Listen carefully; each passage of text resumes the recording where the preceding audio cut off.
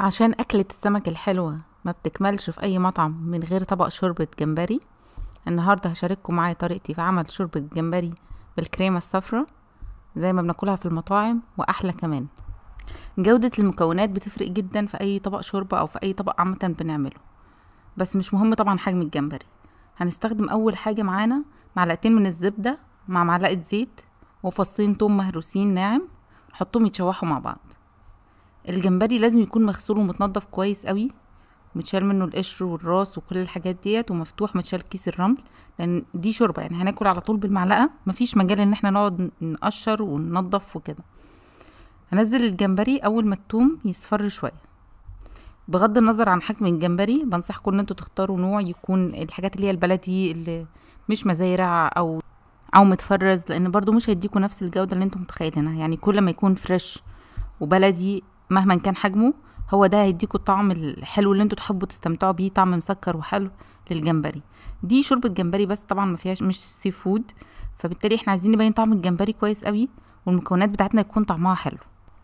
فاللي هيحافظ على طعم الجمبري حلو هو ان احنا ما نحطش بهارات كتير خالص، ونستمتع بالطعم الاصلي للمكونات بتاعتنا او الطبق بتاعنا. هنحط رشة من الملح والفلفل الاسمر فقط، مع نكهة التوم اللي في الاول وطعم الكريمة. بنصحكم تختاروا نوع كريمة يكون كويس قوي مهما كانت دسمته، يعني حتى لو دسمته عالية نقدر نخففها بالمية، بس اهم حاجة يكون الكواليتي بتاعته حلو وطعمه حلو، حاجة فريش. وتتأكدوا الاول ان الكريمة مثلا مش في التلاجة خلاص ان هي رابط، او لان ساعات الكريمة كمان لما بتقعد في التلاجة شوية بتروب وبتقطع زي الحليب او زي اللبن الرايب، فلازم تتأكدوا من جودتها قبل ما تضيفوها على الشوربة عشان ما تبوظش كل المكونات بتاعتكم او تمرر الشوربة. انا حطيت كوبايه تقريبا من الكريمه الفريش زي ما انتم شايفين، بعدين اقلب لان الجمبري بينزل ميه، هو عندي حجمه كبير شويه فبينزل ميه، يعني حاجه طبيعيه.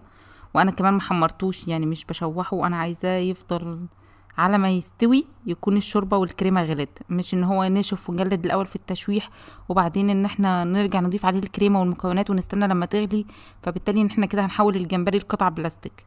عشان اللون الاصفر تقدروا تستخدموا مكونين، يا اما زي انا كده استخدمت اللون الطعام الصحي، حطيت نقطتين كده زي ما انتم شايفين هيديني النتيجه على طول، او ان انتوا تضيفوا ميه الزعفران، زعفران اصلي لو عندكم، او بودره لون الزعفران، وانا ما برجحهاش قوي لانها بتدي طعم.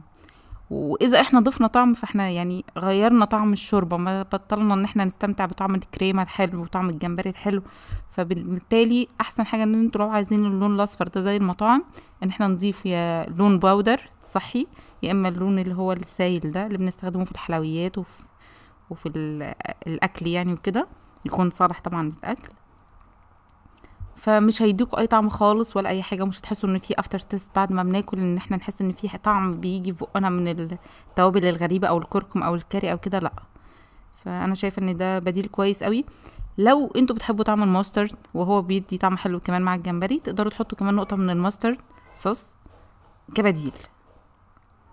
انا اكتفيت بكده، مجرد ما غلت الشوربه خلاص وزودت لها شويه ميه صغيرين عشان كانت تقيله قوي، زودت لها شويه ميه بقى قوامها تحفه، الجمبري طعمه حلو استوى كويس جدا.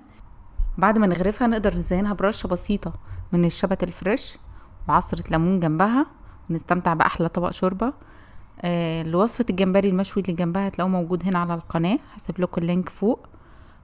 ولو عجبتكم الوصفة ياريت ما تنسوش تعملوا سبسكرايب في القناة وتفعلوا الجرس عشان يوصل لكم إشعار بكل الفيديوهات الجديدة، واشوفكم في فيديو جديد إن شاء الله على خير.